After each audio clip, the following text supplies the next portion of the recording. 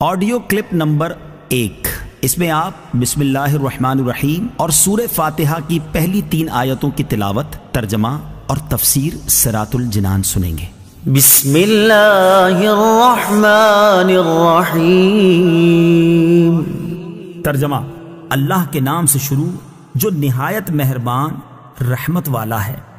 بسم اللہ، اللہ کے نام سے شروع۔ تفسیر صراط الجنان میں اس کی تفسیر کچھ اس طرح ہے۔ علامہ احمد ساوی رحمۃ اللہ تعالی علیہ فرماتے ہیں، قرآن مجید کی ابتدا بسم اللہ سے اس لیے کی گئی تاکہ اللہ تعالیٰ کے بندے اس کی پیروی کرتے ہوئے ہر اچھے کام کی ابتدا بسم اللہ سے کریں، اور حدیث پاک میں بھی اچھے اور اہم کام کی ابتدا بسم اللہ سے کرنے کی ترغیب دی گئی ہے۔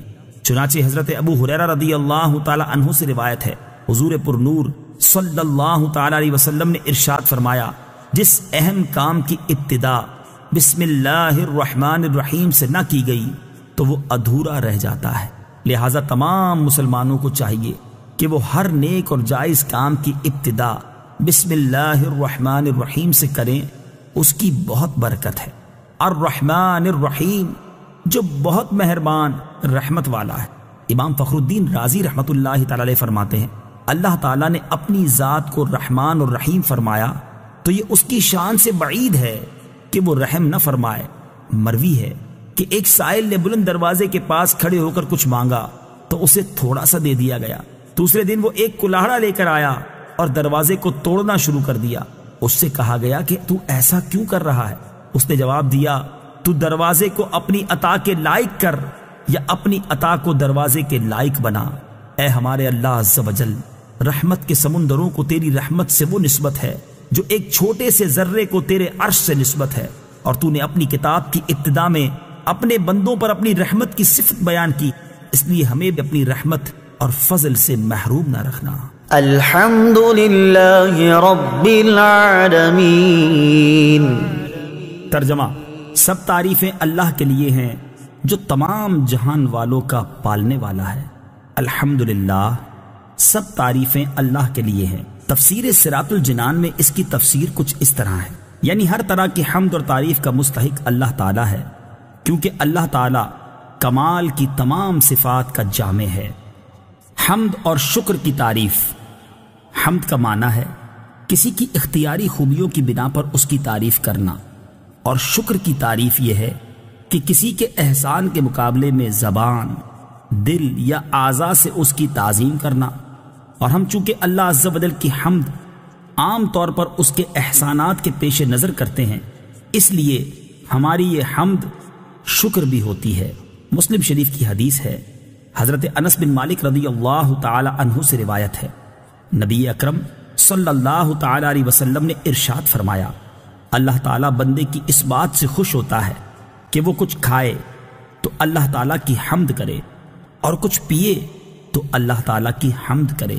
الرحمن الرحیم۔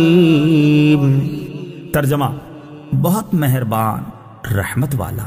الرحمن، بہت مہربان۔ تفسیر صراط الجنان میں اس کی تفسیر کچھ اس طرح ہے، رحمان اور رحیم اللہ تعالیٰ کے 2 صفاتی نام ہیں۔ رحمان کا معنی ہے نعمتیں عطا کرنے والی وہ ذات جو بہت زیادہ رحمت فرمائے، اور رحیم کا معنی ہے بہت رحمت فرمانے والا۔ یاد رہے کہ حقیقی طور پر نعمت عطا فرمانے والی ذات اللہ تعالیٰ کی ہے، کہ وہی تنہا ذات ہے جو اپنی رحمت کا بدلہ طلب نہیں فرماتی۔ ہر چھوٹی بڑی، ظاہری، باطنی، جسمانی، روحانی، دنیاوی اور اخروی نعمت اللہ تعالیٰ ہی عطا فرماتا ہے، اور دنیا میں جس شخص تک جو نعمت پہنچتی ہے وہ اللہ تعالیٰ کی رحمت ہی سے ہے، کیونکہ کسی کے دل میں رحم کا جذبہ پیدا کرنا، رحم کرنے پر قدرت دینا، نعمت کو وجود میں لانا، دوسرے کا اس نعمت سے فائدہ اٹھانا اور فائدہ اٹھانے کے لیے اعضاء کی سلامتی عطا کرنا، یہ سب اللہ تعالیٰ کی طرف سے ہی ہے۔ مالک یوم الدین۔ ترجمہ: جزا کے دن کا مالک۔ مالک یوم الدین، جزا کے دن کا مالک۔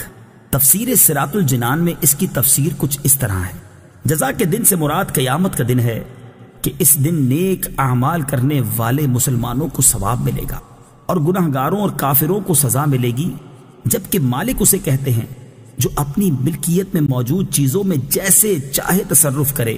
اللہ تعالیٰ اگرچہ دنیا اور آخرت دونوں کا مالک ہے، لیکن یہاں قیامت کے دن کو بطور خاص اس لیے ذکر کیا تاکہ اس دن کی اہمیت دل میں بیٹھے۔